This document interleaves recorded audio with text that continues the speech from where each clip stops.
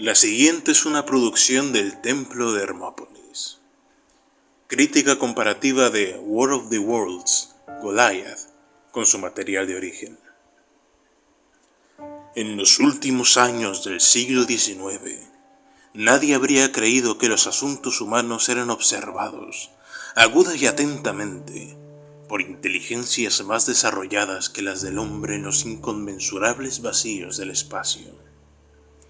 ¿Quién hubiera creído que mientras los hombres se ocupaban de sus asuntos, eran estudiados, quizá tan a fondo, como el sabio estudia a través del microscopio a las peregrinas criaturas que se agitan y multiplican en una gota de agua? Con infinita complacencia e ignorancia, la raza humana continuaba sus ocupaciones sobre este mundo, abrigando la ilusión de su superioridad sobre la materia. Es muy probable que los organismos que se hallan bajo el microscopio hagan lo mismo. Nadie supuso que los mundos más viejos del espacio fueran fuentes de peligro para nosotros.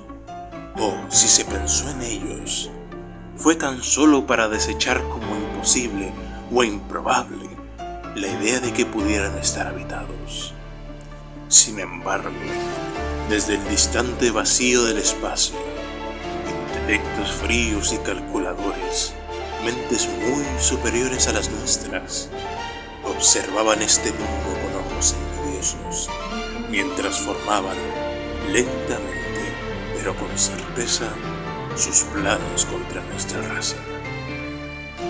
Herbert George Wells, La Guerra de los Mundos, Vísperas de Guerra, 1898. Breve análisis de la obra original y resumen. La Guerra de los Mundos, publicada por primera vez en el formato episódico semanal en el Pearson's Magazine entre abril y diciembre de 1897 y editada como novela finalmente en 1898 por William Heinemann, después del éxito arrollador que tuvo en la misma revista, trata sobre el argumento que narraba Herbert George Wells sobre la primera invasión extraterrestre en la historia, al menos en el apartado narrativo, a finales del siglo XIX. En la obra original, Wells exploraba el sentimiento de impotencia, confusión, derrumbe y terror sobre lo que podría considerarse inhumano por parte de los marcianos. Seres con armas y máquinas tales que eran difícilmente destruidas por sus contrapartes humanas, contando con una lógica fría, desalmada y despiadada en su conquista de la Tierra. Los marcianos, durante este proceso, usaron armas tóxicas, rayos calóricos, un tipo de láser muy potente según el libro, el pánico, ataques contra centros estratégicos y la destrucción de los medios de transporte y comunicación.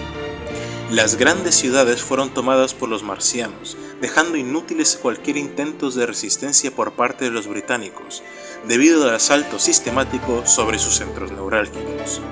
La lucha de los seres humanos por rechazar a los invasores llega a su fin, derrotados por unos marcianos con tecnología ampliamente superior y capacidades físicas evolucionadas, como no necesitar dormir, perdiéndose la esperanza de salvar a la raza humana después de la total derrota de cualquier forma de gobierno o la presencia del ejército británico.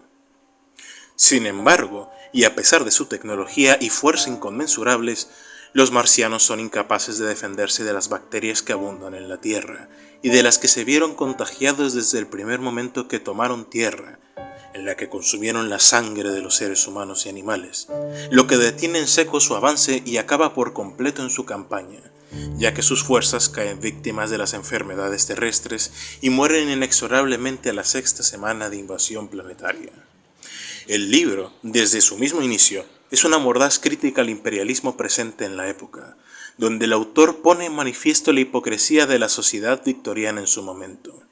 Ese aire de superioridad por ser los más avanzados tecnológicamente, exterminando sus congéneres humanos como los tasmanios, hecho mencionado en el libro, drenando los recursos naturales de otras partes del mundo para sus propios propósitos, que esto es interpretado en la novela como que los marcianos drenan a sus prisioneros humanos de la sangre, y destruyendo las aspiraciones de otros seres humanos en pos de sus propios logros. La derrota de los marcianos, más allá de ser poética o anticlimática, es una reflexión sobre lo irónicamente veloz que puede ser la caída de un titán. Antes de hablar como tal de la película, es importante establecer el elenco de personajes, ya que hay una serie de personajes históricos y ficticios los cuales toman un papel central durante el desarrollo de la cinta. El elenco, debido a la invasión marciana, en este mundo representa una línea temporal diferente a la nuestra, y por lo tanto los personajes poseen diferentes características o líneas de carrera. Theodore Roosevelt Jr., expresidente de los Estados Unidos, y en esta línea temporal, Theodore Roosevelt nunca asumió su segundo mandato como presidente y en cambio se convirtió en secretario de guerra al mando de ARES o Ares en español. General Sergei Kushnirov, un estricto general ruso que emigró a Estados Unidos desde Rusia, perdió a su esposa e hija en San Petersburgo durante la primera invasión marciana en 1899. Profesor Nikolai Tesla, un brillante y enigmático inventor serbio-estadounidense, originalmente nacido y criado en el austrohúngaro, que fue el responsable de descubrir los secretos de la tecnología marciana y de realizar la ingeniería inversa para crear armas y vehículos utilizados por aliens. Capitán Eric Wells, un soldado británico de Leeds, Gran Bretaña, quedó huérfano a los 10 años cuando sus padres murieron durante la primera invasión marciana. Teniente Jennifer Carter, una soldado estadounidense que está enamorada del Capitán Wells, como no podía ser de otra manera, de la que es segundo al mando. En particular, está distante su padre, que es un propietario de vías de ferrocarril y ve a Jennifer más como su propiedad que como su hija, punto de vista del que ella no está de acuerdo. Cabo Patrick O'Brien, un irlandés que es secretamente miembro del IRA junto a su hermano mayor Shane. Una fuente de conflicto para Patrick es decidir su lealtad al luchar contra los marcianos junto a Ares o ayudar a su hermano a robar los rayos calóricos de Ares para ayudar a IRA a liberar a Irlanda del dominio británico. Sargento Abraham Douglas, un afroamericano de Canadá, tiene una esposa llamada Tisa y 2 hijas pequeñas. Teniente Raja Ishkan Shah, un ex príncipe de Bugis de Malaya que eligió convertirse en soldado de Ares, aunque su decisión de unirse a la organización llevó a sus padres a repudiarlo y a desheredarlo. Manfred von Richthofen, piloto alemán también conocido como el Barón Rojo, Manfred es miembro y capitán de los escuadrones aéreos del Ares. Capitán Sakai, un samurái japonés y líder del equipo rojo durante el juego de guerra previo a la invasión marciana de la película. Sergei Kushnirov, hijo, está a cargo del timón del Zeppelin Leviathan y es el hijo del general Sergei.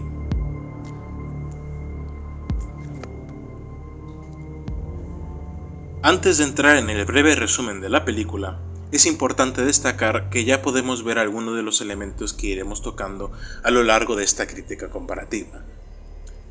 En este caso, la película nos introduce una sucesión de imágenes contrapuestas. Por un lado, tenemos las escenas casi idílicas de la vida de Eric, donde se nos muestra feliz con su familia en diferentes situaciones, como la parada de un tren, un desfile militar, un viaje por el país y otras tantas que nos ponen en contexto de la paz que se vive. Por el otro lado, tenemos los preparativos de invasión marciana, con millares de trípodes, cilindros, máquinas de guerra y el lanzamiento de miles de vainas de suspensión para la conquista de la Tierra, así como su viaje en el vacío espacial. Estas escenas son acompañadas en todo momento por Forever Out, de la versión de Jeff Wayne de la Guerra de los Mundos de 1977, una de las 2 piezas más emblemáticas de dicha versión. En la escena inicial, en una Leeds de 1898, en el contexto de la primera invasión marciana, se nos presenta al infante Eric Wells con su familia tratando de escapar y refugiarse de un trípode marciano que los perseguía. Eric, paralizado por el miedo, se halla frente a una de las máquinas dispuesta a atacarlo, pero sus padres corren a socorrerlo sin saber que darían fin a sus vidas. Eric desde entonces recuerda la muerte de sus padres con culpa, creyendo que la tragedia fue provocada por su cobardía, motivo más adelante para unir sus miedos en la lucha contra ellos, enrolándose en el Ares, que en sus siglas significan Allied Resistance Earth Squadron y traducido al español son Fuerzas Aliadas de la Resistencia Terrestre. en un caso eventual de la vuelta de los marcianos. Esta fuerza, reunida entre la élite de los ejércitos de los países del mundo, está preparada, teóricamente, para la lucha contra los marcianos en el caso de que estos regresen.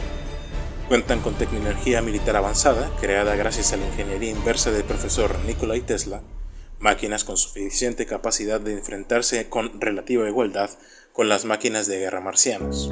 En el mundo, sin embargo, se considera que la invasión marciana es completamente injusta, ya que no existió ninguna provocación previa. Esto, desde luego, es una contraposición al libro, ya que en este mismo se hacía una mordaz crítica al imperialismo de la época. En las siguientes escenas se nos muestra en la apertura una Nueva York cambiada, llena de tecnología que oscila entre lo steampunk y lo dieselpunk.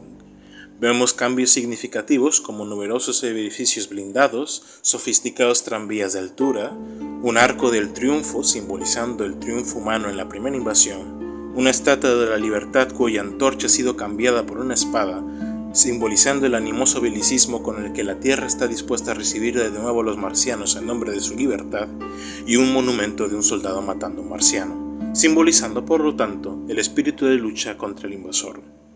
Y una mujer sosteniendo una ametralladora con un marciano muerto a sus pies, simbolizando también la victoria humana contra los marcianos. Eric, en el contexto de la cinta, es el capitán con mayor puntuación durante las pruebas y le es otorgado el honor de nombrar el nuevo trípode de batalla humano, el cual bautiza como Goliath, dándole así nombre a la película, y concediéndole el honor de pilotar a la nueva escuadra de estos en los juegos de guerra. Durante el evento, el profesor Tesla advierte de perturbaciones magnéticas en Marte que pueden ser un código militar marciano de lanzamiento de cara a una nueva invasión. Pero, debido a fuertes interferencias por potentes tormentas solares, es incapaz de descifrarlo. Gracias a esto, Ares se pone en guardia y moviliza sus fuerzas a lo largo del mundo. Durante estos juegos de guerra, las fuerzas implicadas son embostadas por un trío de máquinas de guerra marcianas, las cuales, por el mismo factor de sorpresa, logran destruir una parte importante de las fuerzas humanas de Eric antes de que su oponente en maniobras, el capitán Sakai, embocase a su vez a los marcianos. Esta situación demuestra que los marcianos han vuelto con armamento y tácticas más poderosas, capaces de vencer a los más recientes avances humanos, y en la batalla, el capitán Wells se ve obligado a enfrentar su miedo del pasado para vencerlo de una vez por todas. También es importante destacar que la escena del trío es una referencia a la novela, ya que normalmente los marcianos de la novela se movían por tríos de máquinas de guerra. Tras esto, las fuerzas de Ares marchan a Albuquerque, en Nuevo México, donde se tienen noticias de masivos desembarcos llevados a cabo por los marcianos. Allí tienen una dura lucha por el control de los cielos y posteriormente son emboscados por los marcianos, quienes aparentemente ignoran sus propias estrategias de siempre ir en tres y atraen al equipo comandado por Eric a sucesivas trampas, hasta que finalmente llegan a pie gracias a un miembro demente de la resistencia local, donde los marcianos han establecido su base principal.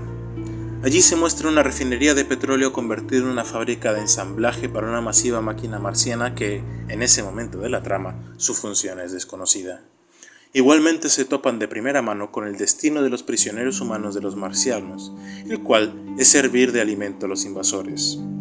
Tras volar la refinería y ser salvados en extremi por el Zeppelin Leviathan, el grupo vuelve a Nueva York, donde estaba centrado el verdadero núcleo del ataque marciano, devastando la ciudad en cuestión de horas en su lucha desesperada por poseerla. En la confrontación final, el edificio central de Ares es destruido y todas las unidades presentes luchan en una batalla desesperada contra las máquinas de guerra marcianas, calle por calle, en donde, a pesar de las desastrosas pérdidas humanas, las últimas unidades marcianas son derrotadas frente al Arco del Triunfo, al menos al parecer. Tras esa explosión, y durante un breve momento de calma, una enorme máquina voladora marciana emerge desde la bahía, atacando las defensas restantes de la central de Ares en un asalto sorpresa que toma a la guardia baja a los humanos. Después de percatarse de la presencia de unidades aéreas enemigas, ataca a los zeppelines, destruyendo a uno durante el enfrentamiento, y siendo destruido finalmente gracias al sacrificio del zeppelin restante. La película entonces termina con un cliffhanger, dando posible pie a una nueva secuela. Dato curioso, nunca la hubo. Análisis de los recursos narrativos de Goliath. Es importante destacar que en el apartado de guión se nota una enorme pobreza a la hora de guiar la historia. Es una narrativa que depende mucho de la suerte, las coincidencias y también, por qué no decirlo, las conveniencias. Es una trama que trata de ser profunda con personajes como el irlandés o Patrick, pero que en ningún momento llega realmente a ahondar. Se trata, en final del día, de una película palomitera que ciertamente puede ser vista por diversión, pero que comparado con la obra original, queda muy por debajo. En el apartado de trasfondo, La Guerra de los Mundos, Goliath nos plantea un estado de guerra fría con Marte, aunque con los problemas políticos, económicos y militares aún presentes de la Tierra.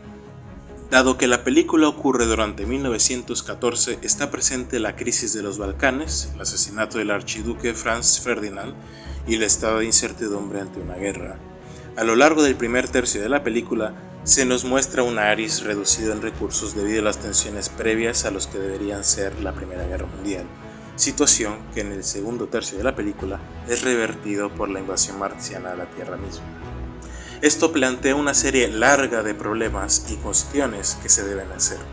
En primer lugar, en la novela, la familia real británica ciertamente es evacuada, como sería capaz de esperar de todas las familias reales y gobernantes del planeta. Sin embargo, la invasión marciana y su patente presencia llevaría a un cambio definitivo en las relaciones humanas, quizás no para bien, pero no podrían conducirse los mismos sucesos que ocurren en nuestra línea temporal.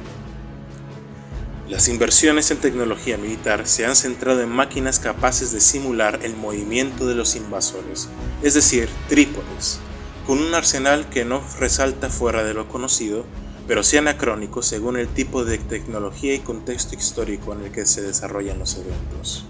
Sin embargo, son dos herramientas que destacan en su armamento y consisten en el rayo calórico, adaptado por los humanos de los originales marcianos, y potentes cohetes de largo alcance, normalmente empleados como munición explosiva.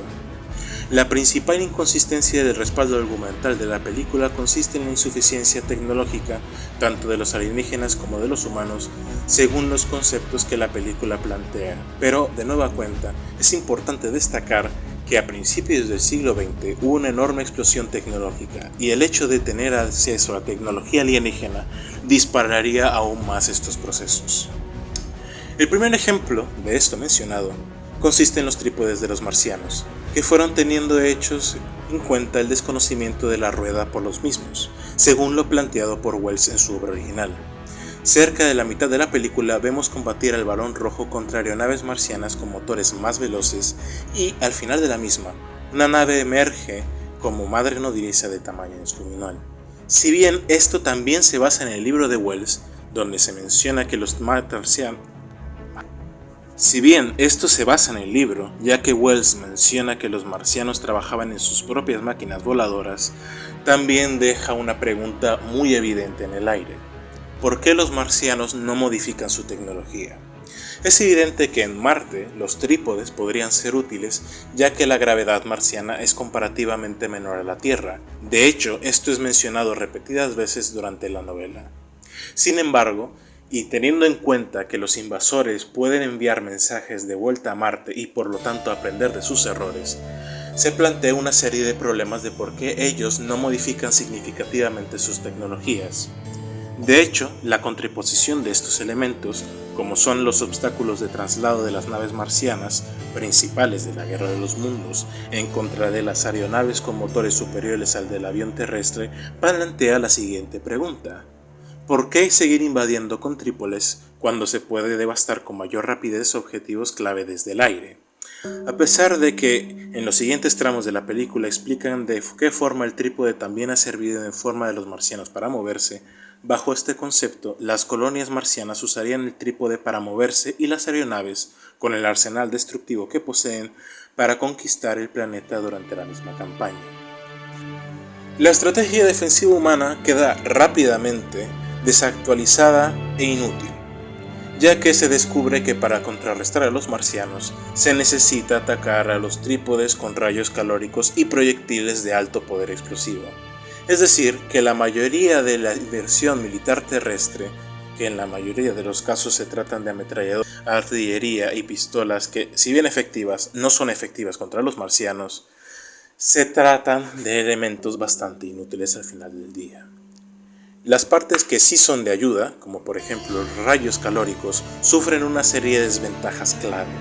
No son precisos la mayor parte del tiempo, cosa problemática y difícil ya que son esencialmente láseres, y tardan en cargarse lo suficiente para disparar, lo que pone usualmente a los deshumanos en desventaja en combate contra los marcianos.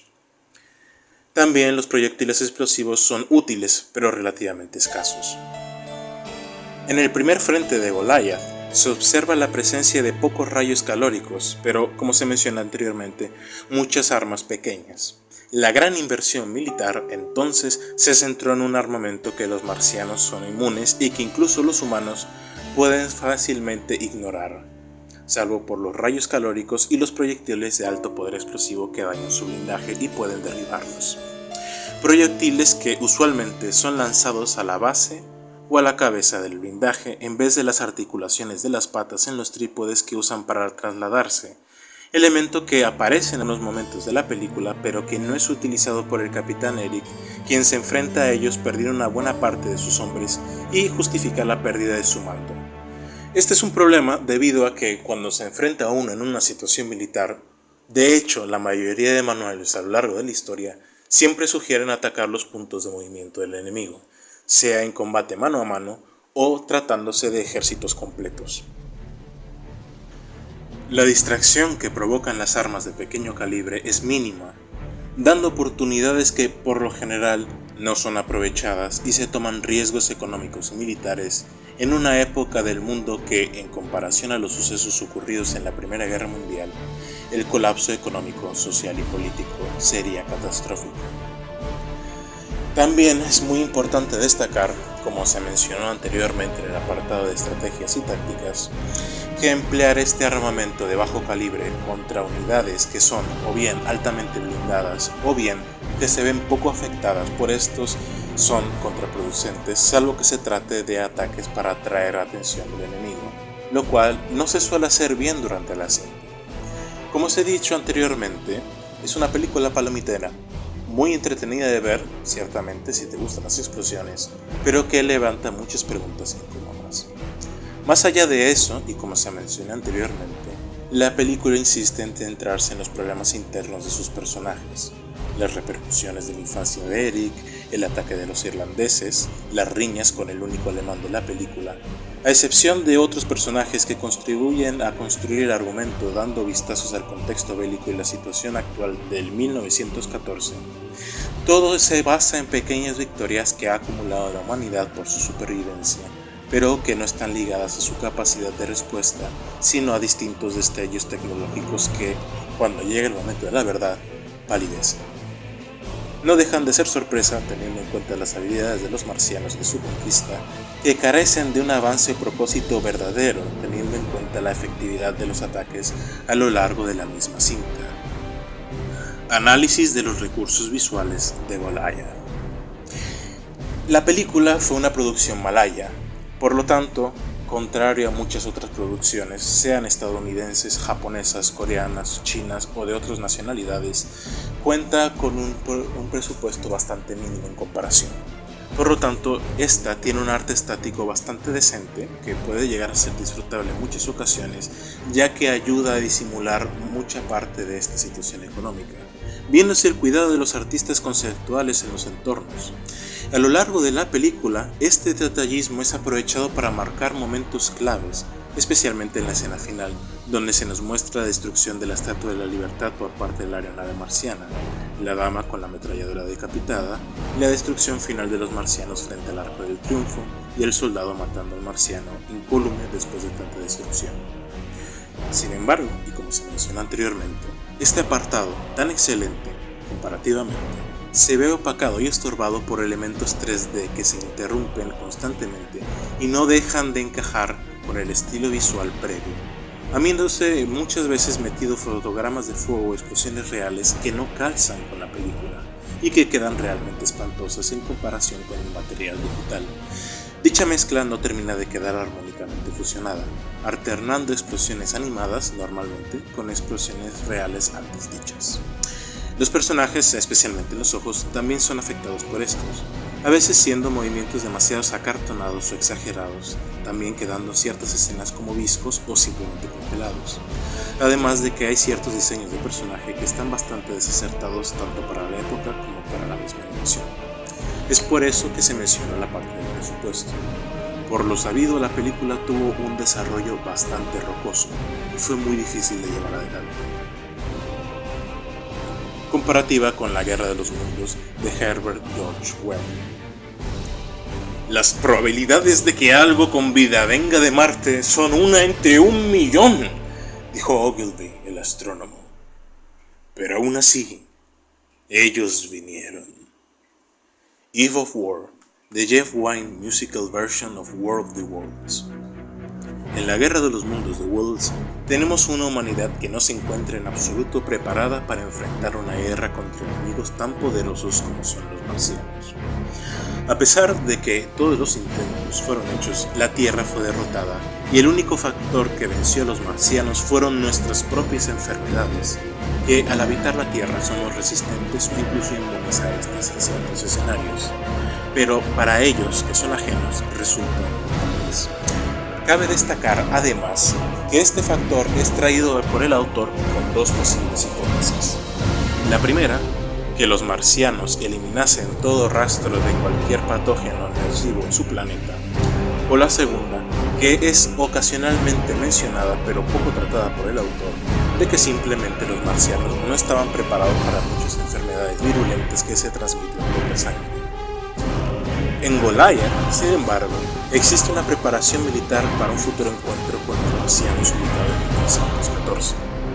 El encuentro sucede respondiendo con todo el arsenal que tenían a su disposición, pero al final es el sacrificio de los seres humanos contra su arma definitiva, brindándole otra oportunidad a la raza humana, además de una diferencia fundamental con el material original. En la novela original, Wells plantea que los británicos, a su conocimiento, atacan únicamente el suelo inglés, intuyendo que es la nación más poderosa de la Tierra, aunque este narrador también especula que París o Berlín pudieran caer. Al final del libro se deja claro que esto no sucedió, sino que fue una invasión a un área específica. En la película, sin embargo, se nos deja muy en claro que los marcianos invadieron la totalidad de la Tierra, atacando grandes ciudades como San Petersburgo, Berlín, Viena, París, Roma, Nueva York, entre otras, que causan un sentimiento revanchista y que se muestran de hecho a lo largo de la cinta. Al final saldría victoriosa la humanidad de esta guerra donde los marcianos aparentemente adquirieron, si no bien inmunidad, al menos resistencia a las enfermedades terrestres. En definitiva, no. Es lo más probable teniendo en cuenta las dimensiones de la tecnología y el constante aprendizaje que se tiene sobre el enemigo. Es posible que estos logren someter eventualmente los intentos de resistencia si se sigue con la línea de pérdidas mostrada en la película, que son monstruosas, además del gasto exorbitante en recursos de defensa, humanos, materiales y económicos, que podrían agotarse más rápido de lo proyectado por la virulencia y determinación marciana de conquistar la Tierra en definitiva. Existen así varios puntos centrales que unen la obra original con la adaptación: el armamento alienígena, que no ha cambiado demasiado salvo por algunos avances, la esperanza de supervivencia que acabará en fracaso, y el concepto de las naves trípodes y aéreas de Wells. Se respeta que los marcianos drenen directamente de la sangre a sus prisioneros humanos, y que estos sean cazados y cultivados para servir como alimento, así como se explota el recurso puesto por Wells de las máquinas voladoras que son dejadas en la primera invasión para que los humanos puedan aprender de ellas.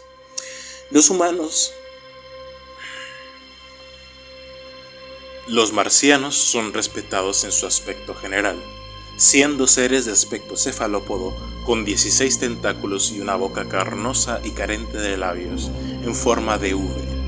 Pero los detalles cambian, al tener estos un color de piel verdosa y ojos rojos, en vez de tener la piel de color marrón rojizo y ojos oscuros. No aparece en el filme ninguna referencia al metal azulado o al polvo azulado, con el que los marcianos construían sus máquinas, ni de la hierba roja, usándose en su lugar un gas de color verdoso que, si bien era mencionado en la novela de Wells, este era el gas neumático. En la película se representan las zonas donde los marcianos suelen andar.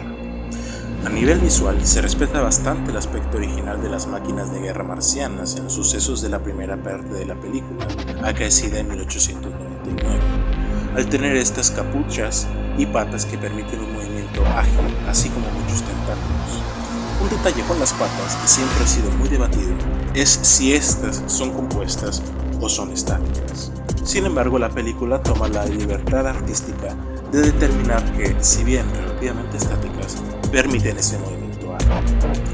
Las similitudes, sin embargo, terminan en cuanto a la armonía, ya que en la novela original el rayo calórico no emitía luz destacable o sonido alguno, recibiendo de hecho su nombre por ese factor, y era una suerte de caja con embudo muy parecido a una máquina fotográfica, mientras que sus efectos eran fulminantes, destruyendo estructuras tan grandes y fuertes como puentes, como si fueran de papel. En la película, los rayos calóricos de los marcianos siguen siendo poderosos, pero no tanto como su contraparte original, ya que no pueden destruir edificios por sí mismos y necesitan acertar de lleno contra las máquinas enemigas para poder destruirlos totalmente. ¿Es War of the Worlds Goliath buen sucesor a la obra original? Respuesta rápida: no, para nada. Como adaptación que sirva de continuación a la obra original, no existe un vínculo comunicador que justifique el anacronismo tecnológico de 1914 por su contexto histórico y la poca separación a tiempo de los hechos de la revolución que se desarrollaron. No sería posible considerarla como una continuación de la obra original, pero sin argumento paralelo con suficientes diferencias para lograrse al propio de la revolución, desarrollando sus eventos a lo largo de la película. Hasta ahora, todas las diferencias e inconsistencias vistas pueden reunirse para no repetir conclusiones e interpretaciones en caso de. Es una película que toma puntos centrales de la obra de Wells, conformándose en buenas ideas, por ejemplo, el que los marcianos ya no anden al aire libre, sino en máquinas que les aíslen del entorno humano y les permita filtrar la sangre de sus víctimas, que son pésimamente ejecutadas, una escena después para mostrarnos este nuevo tipo de trípode con el que el marciano abre su capucha exponiéndose a las bacterias de manera ilógica, así como el desperdicio de esa tecnología como en lo mencionado en el apartado militar. ¿A qué me refiero con esto? En la novela original, como se ha mencionado, los marcianos dejaron prototipos de máquinas voladoras que los humanos pudieron haber adaptado para su propio uso, creando aeronaves capaces de medirse en uno contra los marcianos. Pero este recurso es ignorado o desperdiciado totalmente, así como la mayor sofisticación tecnológica y el no intentar, por lo menos, lanzar ataques biológicos contra Marte, ya que los marcianos no eran capaces de resistir enfermedades terrestres, y supuestamente en la película, los marcianos adquirieron resistencias. Hay un hecho muy curioso, y es que hay una serie de novelas supuestamente escritas por Albert Edison, donde de hecho la Tierra lleva a cabo contraataques contra los marcianos usando armas biológicas y posteriormente invasión directa.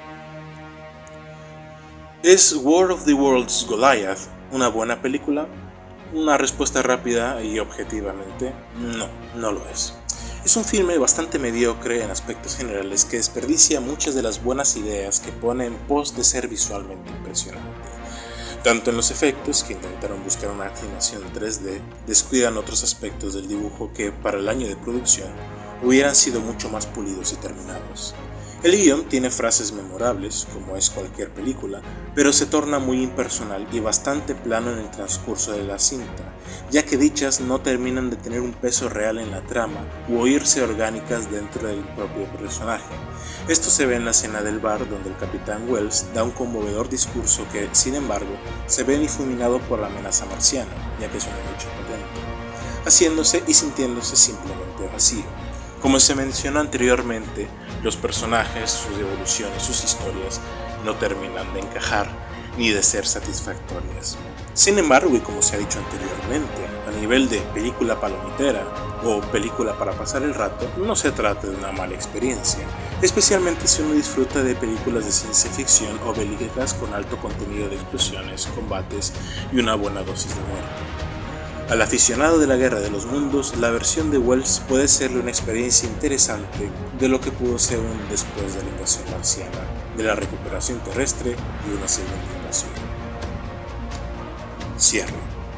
Hemos conocido esta interesante versión de la Guerra de los Mundos a modo sucesor espiritual de la novela. Así que, ¿les gustaría que el templo hiciera videos similares con otras adaptaciones de la Guerra de los Mundos? ¿Les gustaría que el templo narrase la novela original? Déjanos saber tus pareceres en los comentarios. Recuerda suscribirte si te gustaría ver más videos así. No olvides encender tu campana para recibir nuestros últimos videos. Comparte con tus amigos y dale a me gusta, ya que eso nos ayudaría a seguir creciendo en esta sagrada misión. El templo de Hermópolis, Diehut el escriba y el coro de escribas te desean una feliz semana.